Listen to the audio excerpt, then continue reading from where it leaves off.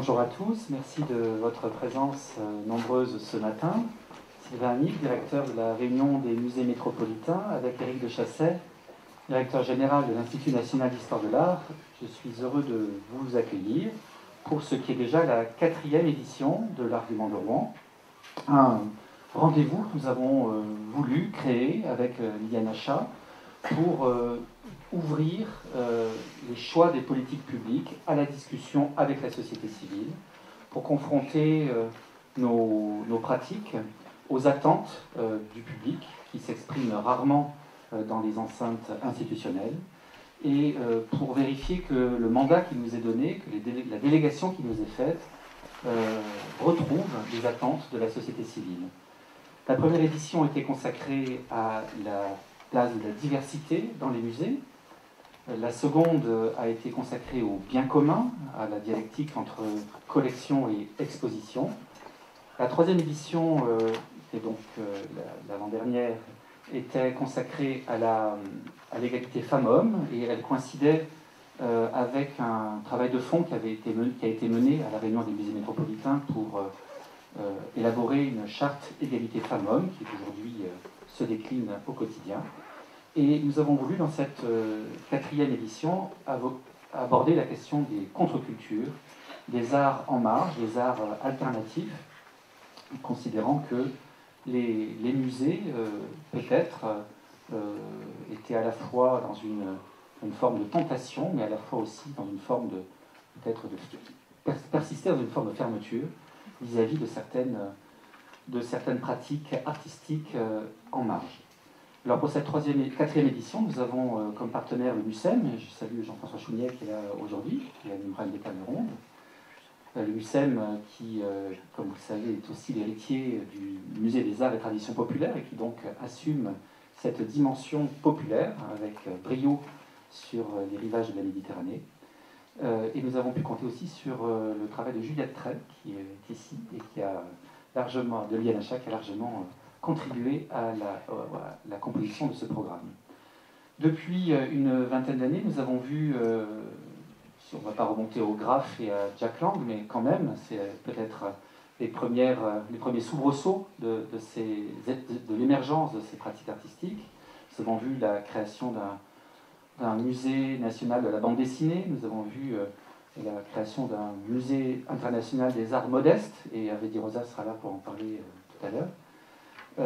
Nous avons vu aussi d'autres initiatives privées se créer, et c'est le rappeleur Antoine de Galbert qui s'exprimera, qui est le fondateur de la Maison Rouge. Et je pense mais nous avons vu aussi dans le même temps les grandes institutions comme le Grand Palais, le Guggenheim et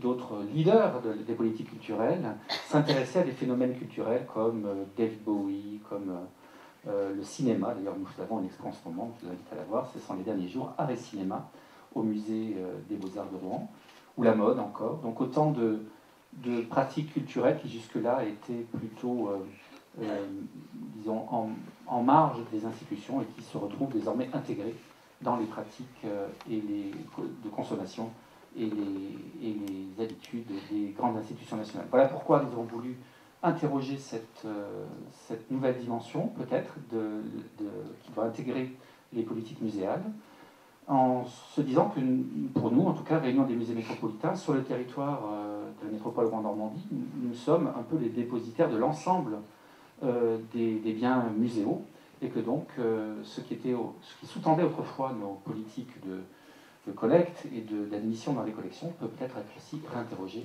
à cette aune. Éric, c'est à toi.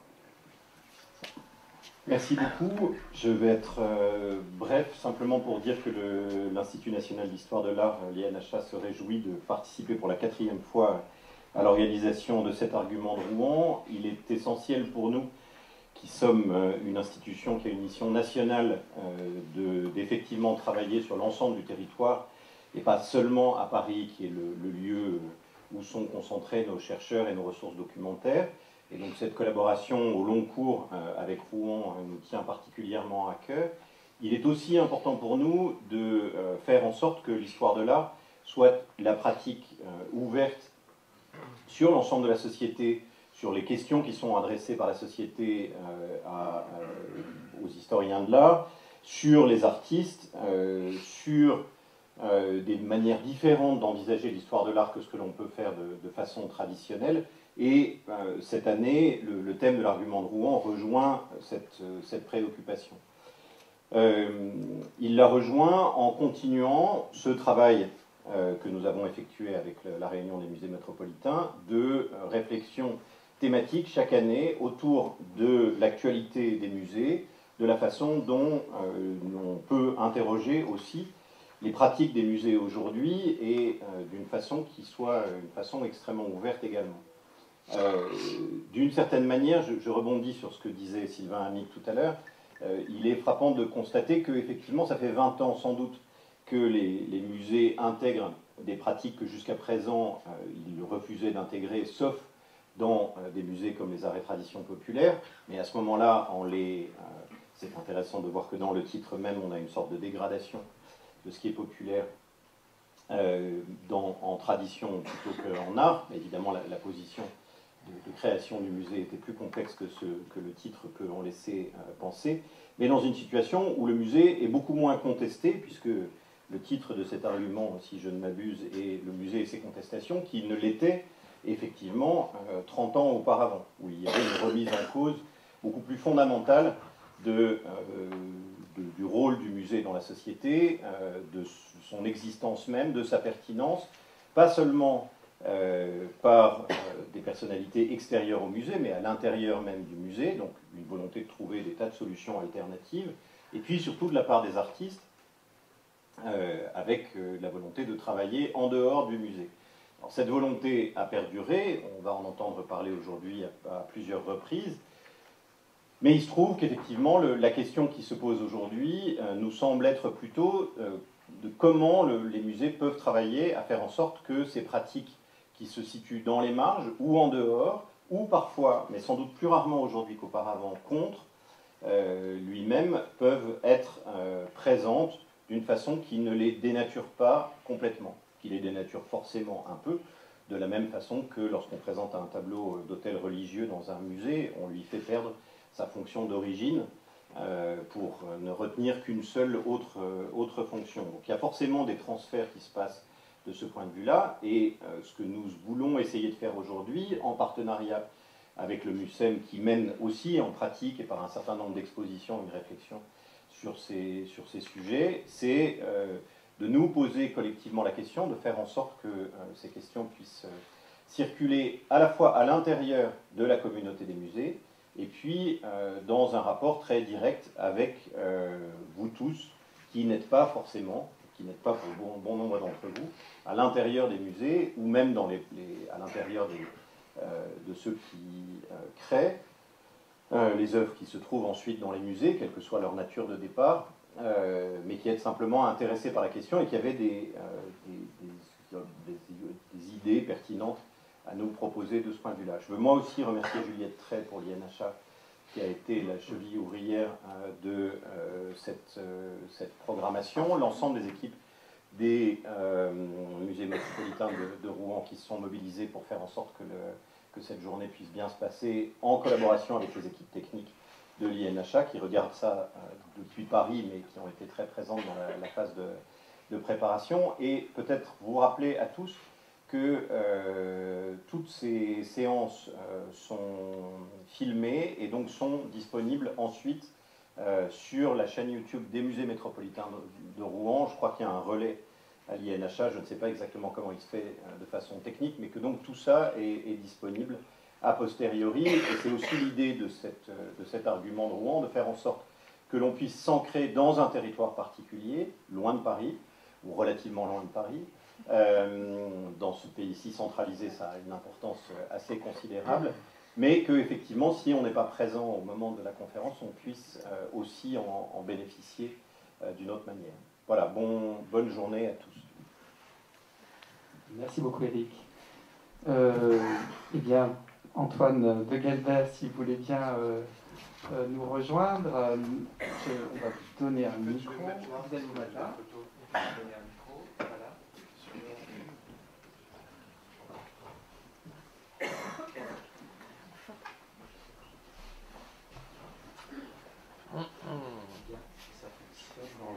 Prenez celui qui fonctionne, c'est aussi bien.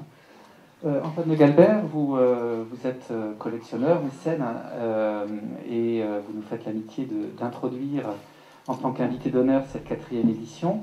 Je pense que, enfin, on ne va pas résumer votre parcours parce qu'il est très vaste, mais disons que vous avez apporté dans le monde de l'art et des musées une note dissonante qui a été extrêmement productive avec votre activité de collectionneur, de marchand, mais aussi surtout l'expérience de la Maison Rouge qui pendant près de 15 années a animé la vie culturelle en France avec des propositions qu'on ne voyait nulle part ailleurs. Donc on a là découvert des artistes, on a découvert des pratiques, on a découvert des collections, on a découvert aussi des phénomènes historiques qui ont été mis en lumière, y compris d'ailleurs le mouvement des contre-cultures, dont on a un peu emprunté la dénomination de cet argument.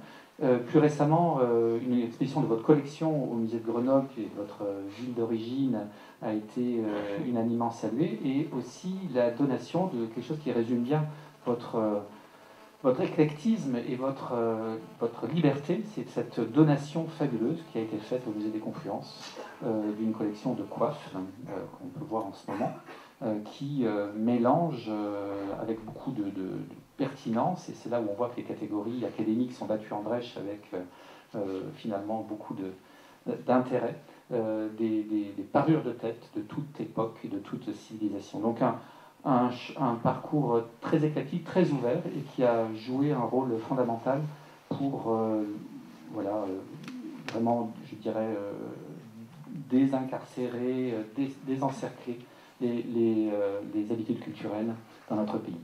Antoine de Galbert, c'est à vous. Merci beaucoup. Merci de m'avoir invité. Moi, je prends cette invitation comme un hommage à la Maison Rouge, évidemment, parce que je suis bien incapable de théoriser tout ce que je fais. Et c'est ça qui est intéressant, d'ailleurs. Je pense que ça sera l'introduction et la conclusion. Je pense que ma contre-culture à moi, c'est d'être libre. C'est-à-dire que c'est absolument aberrant de dire ça, mais c'est ce qui manque au monde de l'art, c'est d'être libre.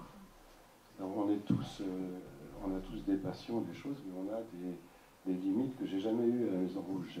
J'ai jamais dépendu d'un argent public, j'ai jamais dépendu de personne. J'avais simplement eu la chance d'avoir un peu plus que la moyenne des gens, et c'est ce qui a fait ce succès. Donc, au lieu de baratiner, je vais vous montrer quelques photos d'exposition. J'ai abandonné le plan de ce séminaire, parce qu'il ne me convenait pas tout à fait. Sur certains sujets, j'avais rien à dire. Par exemple, les contre-cultures. Moi, en 68, j'avais 13 ans. J'ai abordé les contre-cultures que par la bande dessinée pour adultes. J'ai vu Kiki Picasso tout à l'heure. Il y avait Bazooka, il y avait plein de choses. J'ai été nourri par cet esprit, qui était un esprit de gauchiste de province pour moi. Et la révolution s'est beaucoup plus passée dans les familles, dans ma famille, qui était conventionnelle, que dans la rue, J'ai très peu ensuite connu l'extrême gauche, j'avais quelques copains engagés, mais... Donc en fait, c'était plutôt... Mon monde est venu plutôt d'une démarche introspective, d'une démarche subjective, que d'une réflexion intellectuelle, et encore moins d'une connaissance de l'histoire de l'art que j'ai petit à petit appris sur le tard, comme on dit. Donc, première chose, il faut remercier la Maison Rouge. Sans cette équipe, ça a été une aventure humaine, bien plus qu'intellectuelle, parce qu'en fait, tout ce qu'on peut faire les uns et les autres passe, ne reste pas nécessairement, on n'est pas des génies. Mais l'aventure humaine de ce lieu était extraordinaire, parce qu'on était dans une liberté totale, et j'étais pas un patron, c'était assez extraordinaire. Donc Paula Eisenberg et toute cette équipe ont fait de mes intuitions une intelligence. C'est-à-dire que c'est grâce à eux que ce qui me passait par la tête a été intellectualisé, qu'on a édité des choses, et qu'on a fini par avoir une certaine aura, parce qu'au début, il n'y avait pas un chat. Il faut quand même dire que la liberté se paye, et quand vous faites l'exposition d'un inconnu ou d'un truc... voilà, on connaît tous l'importance de la mode, de la médiation, du business de l'art, etc. Donc, merci à cette équipe extraordinaire. Alors, j'espère que je sais faire marcher ça. Ça, c'est un petit graphe qui m'a toujours accompagné, qui est relativement faux, puisque, évidemment, l'intersection est plus ou moins grande. Mais ça a été toujours une de mes règles. c'est de toujours faire la part de ce que je crois, c'est-à-dire ce que je pense être de l'art, et de ce qui ne m'intéresse pas. C'est-à-dire que ce lieu, on a aussi bien montré les films d'Andy Warhol qu'un artiste totalement inconnu, ou que de l'art brut, et en fait, c'est un peu ce qui a fait le succès du lieu, c'est que personne ne savait ce qu'il allait voir. On pouvait aussi bien avoir une expo de Varigny qu'une expo d'Augustin Lesage, et les gens ont beaucoup aimé, parce qu'il y a quand même, on est un peu dans une époque de fin de siècle où enfin pour moi, hein, il y a un risque d'ennui profond dans l'art dit contemporain, qui est malgré tout un peu académique, un peu poste du champion éternellement. Voilà. Donc j'ai trié, je crois que j'ai 40 minutes, c'est ça? J'ai sélectionné quelques expos. Il y en a deux qui ont été particulièrement importantes, non pas que ce soit des très bonnes expos, j'en sais rien, mais en tout cas, attendez, hop. C'était des expos qui affirmaient quand même des choses. C'est d'abord qu'on était ouvert à tout. Donc l'exposition inaugurale, c'était de montrer un collectionneur de peinture, un collectionneur de reliques humaines, un collectionneur conceptuel, dire que finalement, tout est intéressant quand on prend ce qu'on fait. Et ça, c'était une expo de ma collection, un peu provocatrice, puisque j'ai tout mis. C'est-à-dire, enfin, j'ai mis l'essentiel des œuvres murales de ma collection, en conservant même celles qui ne m'intéressaient plus du tout, ou celles que j'aurais peut-être pas dû acheter, je ne sais pas. Mais c'était le temps pendant 3 mois, c'était quelque chose d'inouï, parce qu'il y avait un Fontana à côté d'Hervé ou de je ne sais qui, et une sorte d'amitié comme ça incroyable qui n'existe plus, en fait. Il faut bien le dire, le monde de l'art est cruel, et les artistes sont beaucoup moins fédérés qu'autrefois. Je pense que moi, quand j'ai commencé, on allait au Salon de Mai, il y avait Buren à côté d'Adami, quoi. Il y avait des choses qui ne se verraient pas dans un musée. Donc c'est des expos qui ont affirmé la liberté de la Maison Rouge. Ensuite, on a fait 16 collections privées. Alors ça, on n'a rien inventé, parce que, encore que en 2004, il y en avait très très peu qui étaient montrés dans l'espace public, puisque la Maison Rouge était un espace public en quelque sorte, bien que financé de manière privée, puisqu'elle était reconnue d'utilité publique. Donc on était considéré, moi j'avais des administrateurs de l'État, enfin donc on était en quelque sorte, et mis à part Suzanne Paget, je crois, qui avait fait cette exposition au Musée d'Art Moderne, il y a eu très très peu, il y en a eu peut-être quelques-unes, mais très très peu. Donc c'était le début, alors je ne dis pas qu'on a inventé, mais c'était le début d'une sorte de relation plus distendue entre le privé et le public. Ensuite, il y a pas mal d'expositions qui ont été, non pas suivies, ce serait un peu prétentieux de dire ça, mais qui ont inspiré d'autres. C'est-à-dire qu'au début, on avait très peu de visiteurs, puis petit à petit, les gens sont venus, ils se disaient, tiens, il se passe quelque chose. Et ensuite, on a retrouvé dans l'espace public, y compris dans le musée, ou dans certains musées, ou dans certaines biennales, des tas de choses qu'on avait réalisées. Donc ça, c'était assez satisfaisant.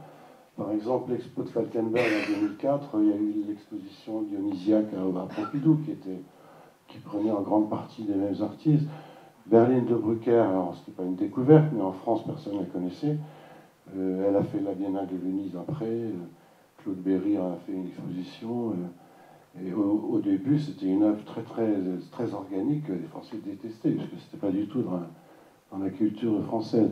Coudot, ça c'était une expo merveilleuse. Alors ça, j'ai une anecdote, c'est que le directeur du musée d'art moderne de l'époque m'a dit, je suis ravi de te prêter la collection de Pompidou, parce que moi, je ne peux pas la faire. Je ne peux pas la faire. Et là, je me suis dit, mais pourquoi il ne peut pas la faire? Et ça rejoint notre sujet d'aujourd'hui. Il ne pouvait pas la faire. Alors, il faudra en discuter, mais j'étais absolument sidéré que cet immense artiste n'ait pas de reconnaissance en France, quoi. Et ensuite, il y a eu une expo à Philadelphie. Enfin, aujourd'hui, elle est chez Hauser & Wirth et compagnie. L'œuvre devient rarissime et très chère, donc l'histoire est amusante. Et j'avais montré Coudot à Grenoble dans ma galerie il y a 25 ans ou 30 ans. J'avais vu absolument personne. Moi-même, je n'ai pas pu en acheter, parce qu'à l'époque, je n'avais pas un sou, et le directeur du musée n'était pas venu, enfin, alors qu'aujourd'hui, le monde entier en cherche à des centaines de millions d'euros. De milliers d'euros, pardon. L'expo Sotsart, c'était un événement aussi. Actuellement, il y a une expo à Montpellier faite par Bourriot, qui n'est pas la même, évidemment, mais enfin qui est issue du même commissaire, du même collectionneur public. Boltanski, les archives du cœur, j'avais acheté son cœur en premier à la galerie Goodman, et c'était à la Maison Rouge, a été l'endroit où il a fait son premier enregistrement. Donc bon, on n'y est pour rien, mais c'est quand même, j'ai été quand même assez content qu'ensuite il enregistre des chœurs du monde entier à la manière des Mormons. Donc voilà, ça avait commencé chez nous. Mika Rothenberg qui est ensuite allé au Palais de Tokyo.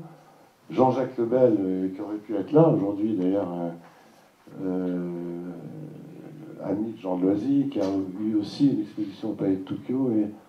Et Jean-Jacques, c'est une belle aventure parce c'est un artiste multifacette, hein, mais dont l'œuvre n'était pas vraiment reconnue, je pense. Et cette exposition lui a redonné une légitimité plastique. Peter Buganoud, Palais de Tokyo aussi. Boursier-Vougenot, bon, c'était pas le début de Céleste, mais il était ensuite au pavillon français de la Biennale de Venise. Alors, une petite parenthèse, je vais commenter ces photos, puis ça me fait penser à vos sujets. Le pavillon français de la Biennale de Venise, j'ai participé plusieurs fois à soutenir certains projets.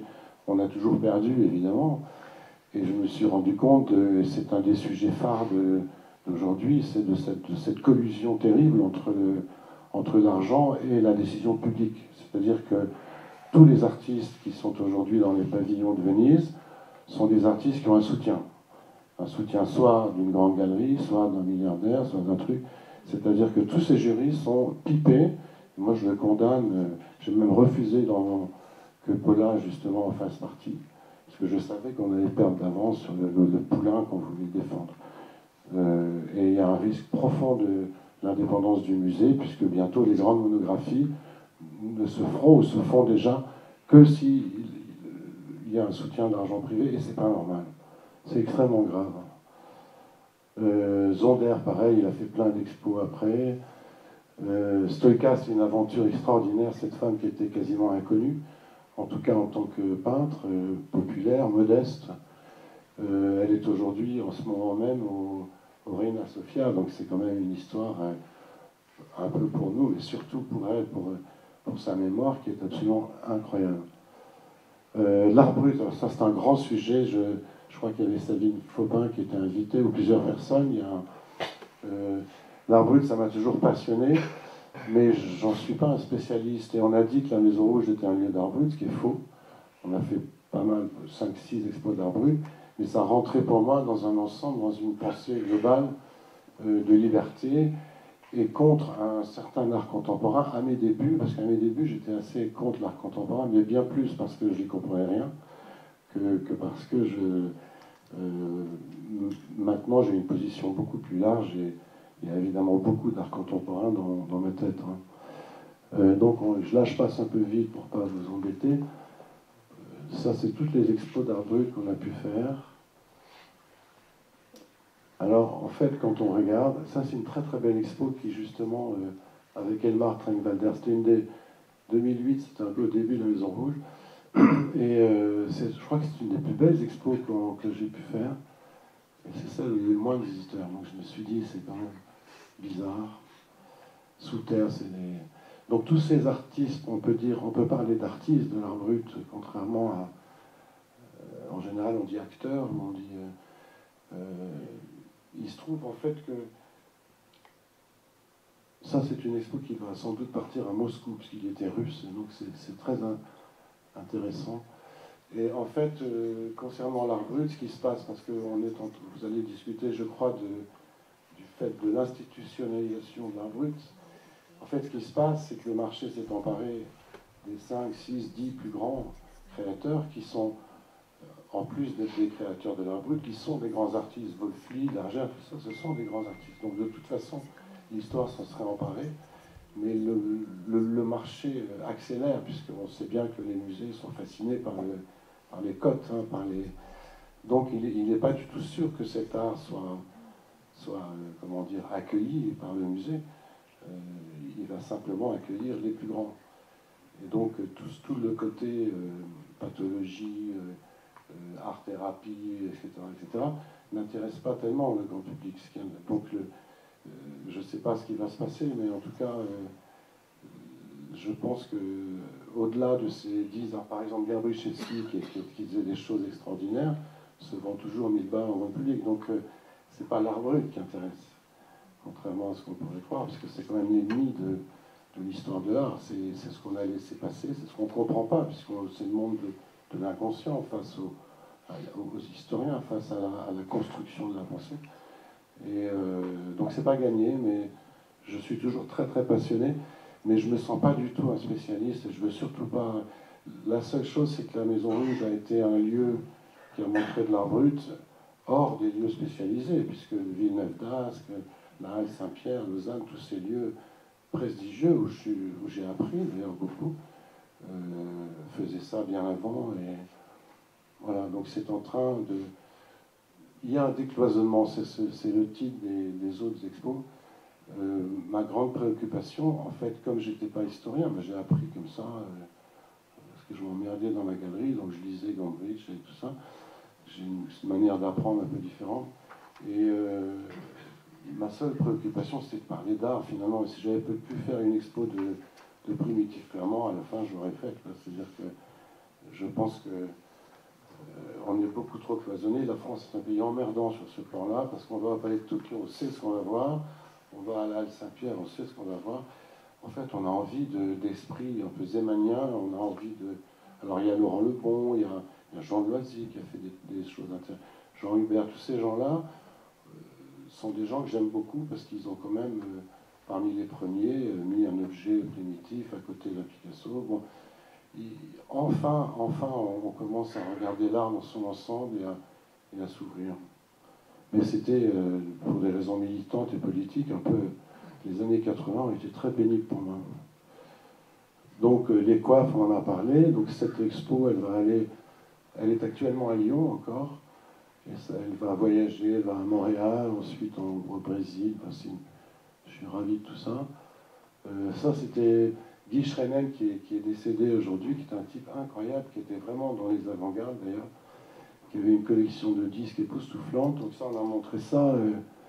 Alors ce qui était marrant aussi, c'est qu'on avait un public totalement ni des vieux, ni des jeunes, c'était à chaque fois un public différent. Et on a eu beaucoup de jeunes en fait à la fin, c'est-à-dire des écoles d'art. Donc là, ça a touché à l'histoire du rock aussi. Donc il y avait tout un public très très intéressant. Ça sont des expos de collectionneurs. Et puis j'aimais bien le mauvais goût, évidemment, c'est quelque chose qui est extrêmement important. C'est-à-dire que ça touche aussi aux contre-cultures, mais je pense que aller au-delà de ce que le public demande, c'est quand même la base de tout. Ça, c'était une collection plutôt axée sur les cabinets de curiosité. Antoine Perper qui a fait Sous influence, là aussi on a entremêlé des choses. Là on a touché aussi à certains sujets d'aujourd'hui. Alors là c'était l'extrême, puisque dans la collection de David Walsh, il y a eu un article sur le Mona Saint-Anne dans le Louvre. Il faut quand même... c'est une histoire incroyable, la Maison Rouge, parce que le Louvre nous a prêté un sarcophage. Si on m'avait dit il y a 20 ans, je n'aurais pas cru. Et puis en fait, enfin le Hervé, évidemment, qui est quelqu'un qui a un caractère à coucher dehors, mais qui est un personnage et qui est un inventeur, parce que je pense qu'il y a très peu de gens qui inventent des termes comme ça dans l'histoire de l'art, et je pense que l'art modeste, c'est une invention. Donc Hervé est important, il est vraiment important, et je pense qu'il ne s'arrêtera pas là. Alors là, on touchait en plein le sujet de tout à l'heure. Là, c'était assez amusant parce que les deux commissaires, Piron et Desange, évidemment, n'ont pas connu 68. Enfin, ils sont très jeunes, en fait. Donc, c'est un regard. L'œuvre extraordinaire là, de cette féministe, j'ai oublié son nom, de cette femme, est aujourd'hui au centre Pompidou, d'ailleurs, cette grosse femme avec un fœtus qui pendait entre les gens. Donc tout ça m'a beaucoup intéressé, mais en fait, je m'intéresse surtout aux gens qui ne sont pas comme moi. C'est ça qui m'intéresse dans l'art. Alors j'ai jamais fait partie de ces mouvements-là. J'étais qu'un petit gauchiste de province et devenu un grand bourgeois. Donc je suis un bourgeois encanaillé. Voilà, et la Maison Rouge était un peu à cette image. Ça, c'est une autre exposition très belle, qui n'a pas si bien marché, de Lucienne Perry, qui était un peu la papesse de l'art brut à Lausanne. Et on avait montré de l'art contemporain, là on voit Annette. Une autre exposition un peu différente sur l'art noir américain, populaire. Et ça, c'était notre dernière expo sur l'envol. Donc la fondation, j'en dis deux mots aussi, puisque finalement c'est important. Elle continue, évidemment, parce qu'elle est pérenne. Et je fais plein de choses qui sont dans le prolongement de ce qu'on a fait. C'est-à-dire qu'on aide des tas de projets, des bouquins, des gens, comme ça, au coup par coup, dans la subjectivité. Par exemple, je vais cofinancer un bouquin sur Copy. Donc Copy, qui est un type incroyable, qui est en plein aussi dans le sujet des contre-cultures et de la provocation et du militantisme de minorité. Donc là, il y a une liste de choses que je fais, par exemple, Unicazone, là, j'ai cofinancé le catalogue. Il y a deux projets d'art brut intéressants sur les écrits dans l'art. Enfin voilà, vous pouvez lire comme ça. Localement, il y a le CHET, je ne sais pas si son président est là, que j'ai décidé d'aider. Je trouve que c'est un groupe extraordinairement sympathique et très intelligent. Donc on va faire des choses ensemble. Voilà. Et puis la collection, qui est en fait, je suis un peu comme Hervé dans des mondes évidemment complètement différents, mais il y a une totale logique, cohérence entre la collection et ce que j'ai fait à titre public. C'est-à-dire que c'est peut-être ça qui a fait qu'on était un peu respecté, c'est qu'en fait, il n'y a pas de mensonge dans cette démarche. Il n'y a pas de, c'est pas le type qui fait l'expo de Buren, puis qui collectionne les tableaux de ses parents dans son appartement. Tout est lié et ça continue. C'est-à-dire que les artistes que j'ai montrés, ils étaient tous dans ma collection, ou inversement. C'était un seul monde, avec une dissociation juridique évidemment, mais il n'y avait pas de mensonge, il y avait une sorte de croyance et de véritable liberté en fait. Donc je ne sais pas si je peux conclure déjà, je ne suis pas très habile pour prendre la parole comme ça. Mais je pense que il ne s'agit pas de critiquer le musée. Moi, j'aide des tas de musées, d'ailleurs, de manière maintenant assez importante. J'ai appris dans le musée. J'ai jamais été... parfois, j'ai critiqué le manque de courage des programmations, ou l'ennui mais ils m'ont toujours prêté des tas de choses, parce que de toute façon, je montrais des choses qu'ils n'avaient pas montrées. Donc, je m'inscrivais pas comme un opposant. Je m'inscrivais comme quelqu'un qui gênait personne, finalement. Et donc, j'ai beaucoup travaillé avec Pompidou, j'ai beaucoup... voilà. Qu'est-ce qu'on peut dire d'autre Est-ce que j'ai fait mon temps? C'est à double sens. Oui. C'est vrai. Et on ne peut pas discuter plutôt, parce que moi, je n'ai pas de leçon à donner non plus. Hein. C'est bien le principe. On a bien vu, vous avez bien rappelé la grande liberté qui était la vôtre, mais aussi la sincérité avec laquelle vous avez montré des artistes ou des œuvres qui n'avaient rien à voir avec ce que l'on pouvait trouver ailleurs. Est-ce qu'il y a des questions à ce stade ou des interpellations sur ces programmations, sur ces années de la Maison Rouge ou sur les projets actuels? Oui. Oui, bonjour monsieur, merci pour cet exposé, parce que, étant provincial, finalement, l'accès à la Maison Rouge, c'était un peu difficile, il faut faire 120 km. J'y suis allé une fois, pour l'expo Jean-Jacques Lebel, et pour une raison précise, mais on peut avoir un regret, c'est de ne pas avoir organisé finalement des navettes, ou peut-être que ça existait et que je ne les connaissais pas, mais finalement, organiser un déplacement collectif vers la Maison Rouge, ça aurait été très productif. Et en fait, il y a des tas de sociétés d'amis qui venaient comme ça, mais c'était pas à moi à le faire.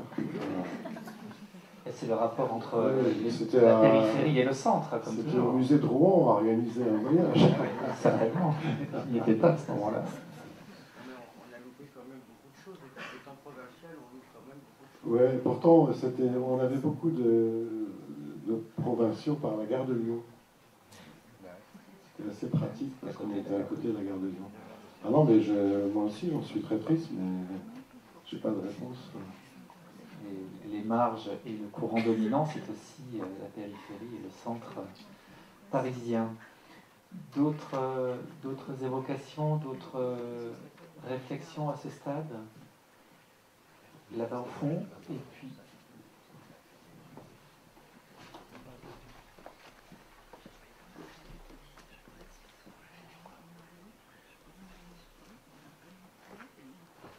Bonjour, je suis Anne-Casse Birzac, je travaille au réseau des musées de Normandie. Aussi pour répondre au monsieur devant, sachez que la région Normandie a plus de 110 musées, juste pour vous prévenir qu'ils organisent aussi des choses, qu'ils collaborent avec des artistes notamment locaux. J'avais des petites questions, monsieur, par rapport à différents éléments de votre intervention. Par curiosité, vous parliez de temps en temps pour certaines de vos expositions avec beaucoup d'enthousiasme. Vous dites, ah ça c'était une belle exposition. Donc je voulais savoir quels étaient vos critères, qu'est-ce qui vous, personnellement, vous marquait. Et ensuite, en creux finalement de votre intervention, je crois comprendre que pour vous la Maison Rouge n'était pas un musée. Et à votre avis, si on arrive à se décentrer du point de vue du public, comment le public, lui, comment est-ce qu'il pouvait faire cette différence? En fait, le public, il faisait aucune différence. Le public, il vient voir une exposition, que ce soit au Louvre ou chez LVMH, en fait. Pour nous, c'est très important, ces différences juridiques, administratives, financières. Pour le public, il ne faut pas croire que c'est si important que ça. C'est la qualité des expos qui les font venir. Ouais. Et l'autre question, je pense qu'on a toujours, quoi qu'on fasse, on a toujours des préférences. C'est-à-dire qu'il y a des expositions que je voulais faire personnellement, par exemple sous terre, j'ai rien amené au monde de l'art. Il y en avait déjà eu, Carstengreen en a fait plein,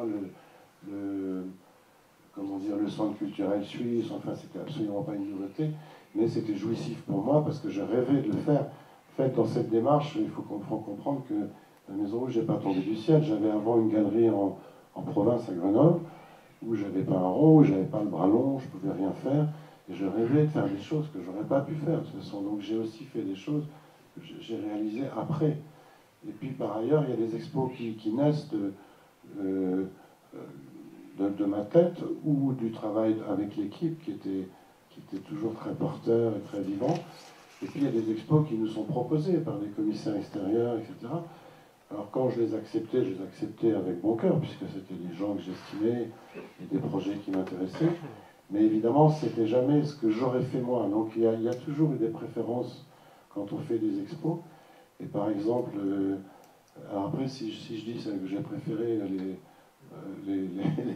les autres sont pas contents. Mais par exemple, Kudo, c'était une exposition extraordinaire. Mais Kudo, je l'avais montré à Grenoble. Vous voyez, donc c'est... Puis on sent quand même pendant l'expo, ou en tout cas après, les expos qui ont eu de l'importance, ou des expos simplement qui sont venus succéder à d'autres. Mais ça, c'est le cas de tout le monde. Les directeurs du musée aussi, ils ont nécessairement dans la tête une expo incroyable qui vont conserver une mémoire d'un lieu. Une autre question. Alors, c'était pas vraiment une question, mais c'était pour répondre à une interrogation. Il existe depuis le 14 octobre 2017 un musée tout près d'ici, c'est à Sotteville-les-Rouen, c'est le musée d'art singulier qui a été créé par l'association Art et Déchirure. Et je pense que beaucoup de gens ici connaissent cette association, et on a notamment présenté beaucoup d'artistes d'art brut ou d'art singulier. Donc, je crois qu'il faut aller visiter. On a beaucoup de mal à le faire connaître parce qu'il faut beaucoup de moyens de communication, donc je profite de cet instant pour faire un peu de pub. Voilà. Je crois que c'est un festival tout à fait singulier, Art et Déchirure. Je crois qu'il n'y a pas beaucoup de festivals d'art qui sont consacrés à ces thématiques. Et c'est une initiative qui est bien en région, hein, avec la création d'une collection et d'un musée d'initiative privée. Donc c'est tout à fait à souligner et remarquable. J'ai une autre question. Oui, bonjour. Entre la présentation de vos collections de coiffes à la Galerie Rouge, à la Maison Rouge, pardon, et la présentation qui est faite au Musée des Confluences, la sensation et l'appréhension n'est pas du tout la même. Qu'est-ce que vous en pensez? J'ai participé à la réflexion à Lyon. Vous savez, c'est comme un tableau. Si vous accrochez un tableau ici ou dans la pièce d'à côté, c'est un autre tableau. Donc il y a de multiples interprétations pour un commissariat pour ce genre d'objet. À la Maison Rouge, c'était un grand foutoir. J'avais pas sélectionné. Il y avait des objets que j'avais achetés 10 sous dans les brocantes. Il y avait des objets de musée. Il y avait, à Lyon, c'est devenu une exposition beaucoup plus intelligente. C'est-à-dire que, et c'est là le rôle du musée, d'ailleurs, que j'ai beaucoup aimé, c'est qu'il a rendu intelligents ces objets. Il les a documentés, il les a classifiés, il en a enlevé certains. Et puis à Lyon, il y avait une scénographie très très intéressante de Z Casalas. Voilà, mais je ne sais pas quoi vous dire. J'avais fait une autre exposition. Ce genre d'exposition, il y a deux grands choix. Il y a soit la géographie, mais la géographie laisse apparaître des manques béants, c'est-à-dire qu'il manquera tout le Canada, ou il manquera soit les rites, le mariage, le deuil, l'amour, tout ça. Donc à Lyon, ils ont trouvé une sorte d'intermédiaire, comme ça, qui fait que je ne voulais pas quitter le plaisir visuel, je ne voulais pas une expo emmerdante avec des cartels de 10 km. Donc je voulais qu'on garde ce plaisir visuel, sensuel, tout en... Et je crois qu'ils y sont parvenus, mais voilà, je crois que chaque expo était... Mais en fait, les gens connaissaient une partie de ces objets, parce qu'ils venaient à la Maison Rouge, et à la Maison Rouge, c'était un stockage, en fait. Donc ils croyaient que c'était une expo, en fait, c'était un stockage avec des vitrines, c'était un stockage. Et beaucoup de gens, beaucoup d'amis, entre autres, qui étaient des habitués de la Maison Rouge, ne sont pas allés à Lyon, parce qu'ils pensaient les connaître, alors qu'en fait, il y en avait 50% qui n'étaient pas montrés. Enfin, il faut... J'ai aucun intérêt direct à faire la pub pour cette expo, mais allez-y, parce que c'est extraordinaire. Et ça se termine le 15 mars, je crois. Une autre question ici.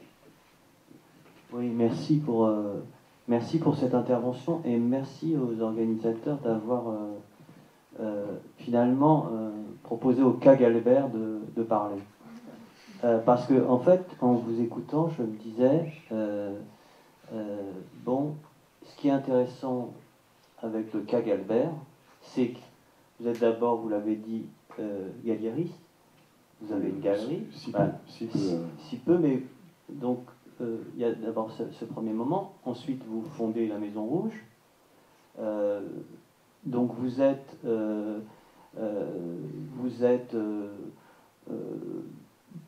avec les autres, évidemment, collectivement, mais ce qu'on appelle curateur.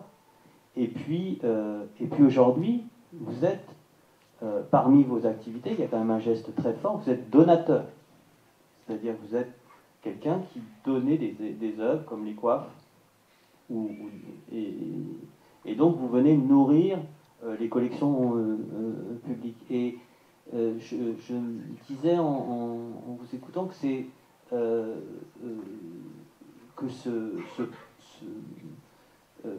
ce CAG Albert, il est peut-être assez symptomatique de figures qui émergent,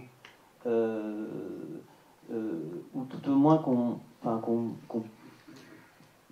qui disent quelque chose peut-être de ce qui nous rassemble aujourd'hui, c'est-à-dire comment,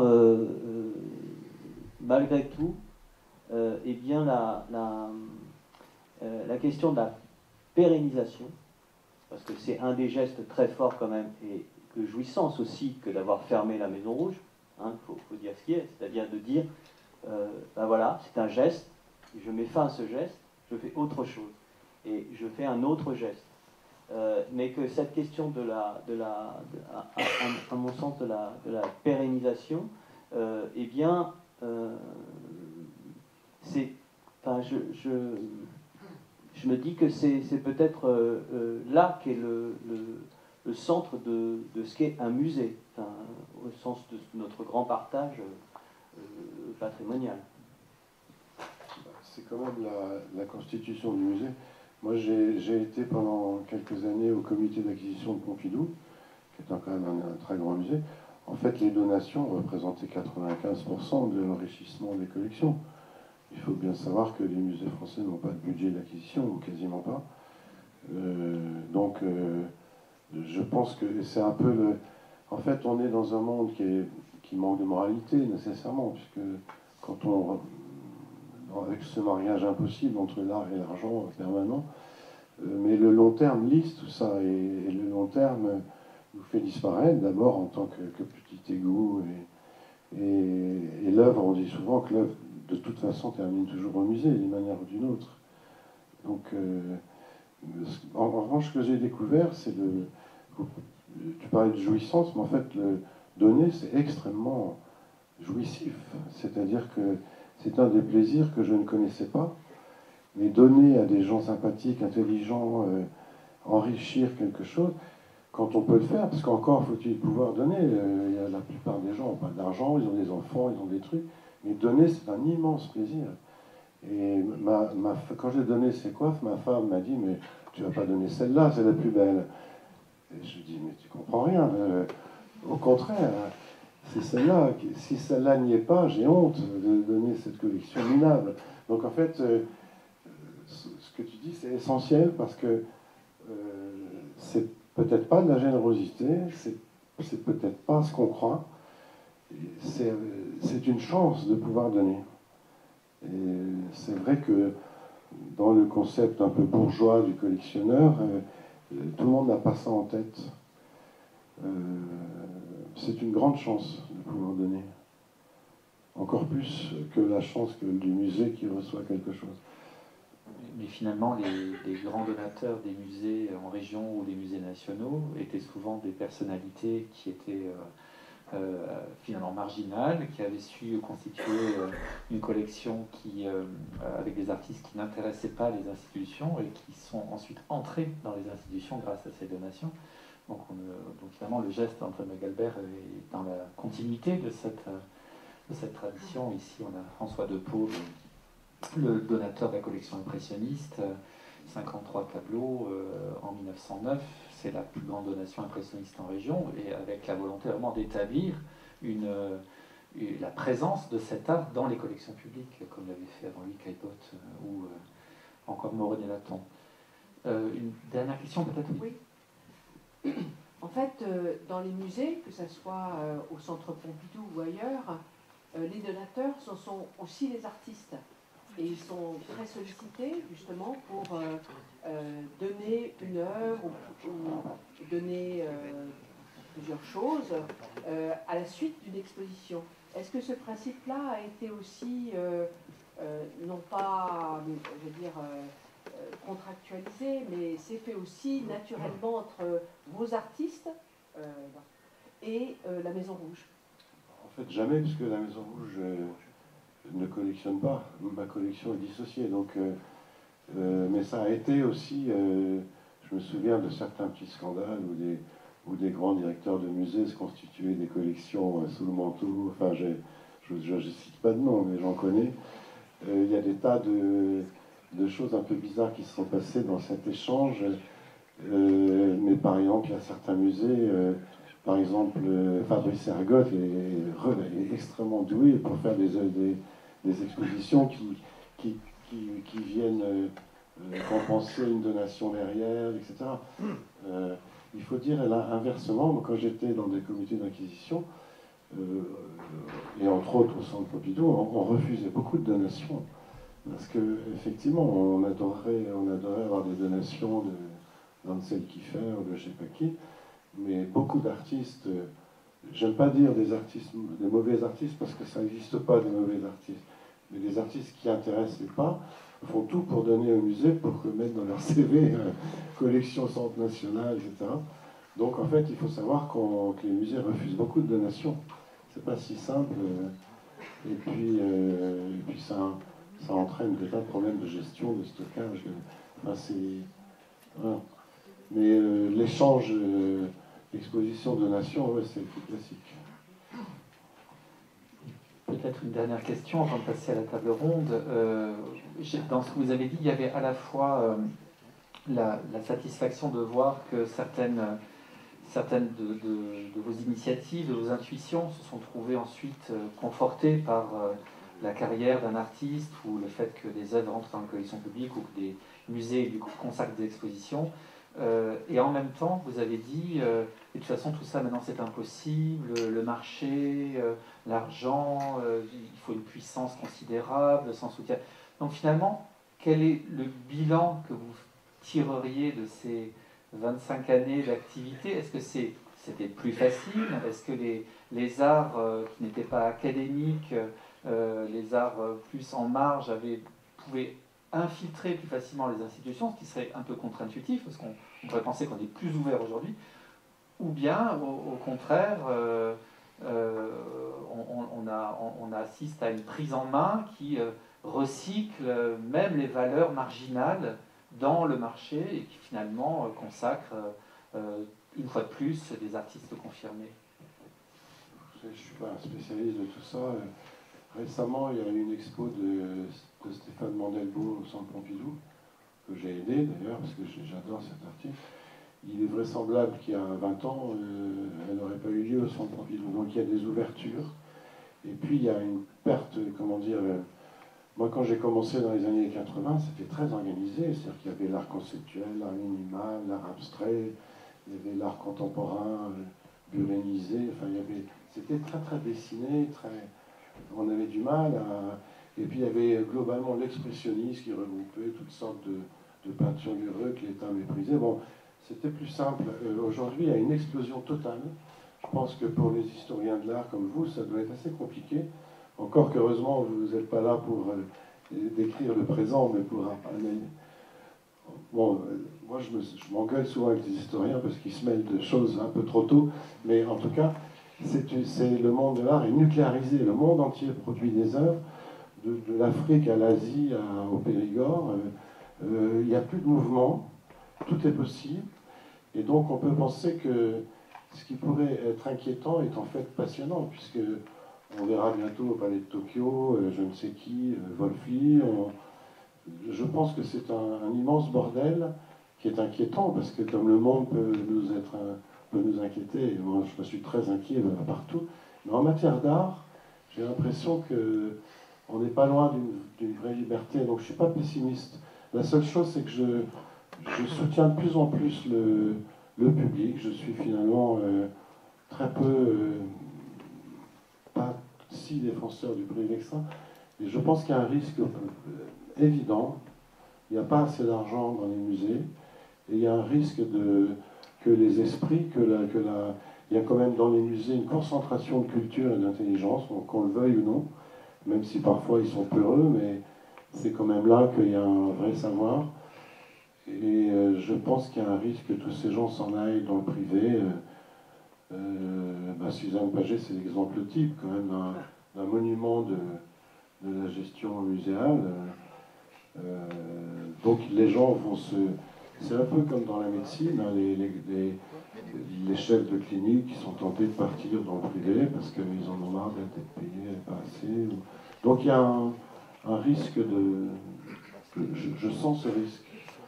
Et il faut que les directeurs de musées, les grands conservateurs, sachent résister aux paillettes. C'est-à-dire que c'est l'éternelle histoire entre l'administration et le capitalisme. Et donc il y a des gens qui se laissent avoir par les jets privés, par les trucs, alors qu'ils méritent beaucoup mieux.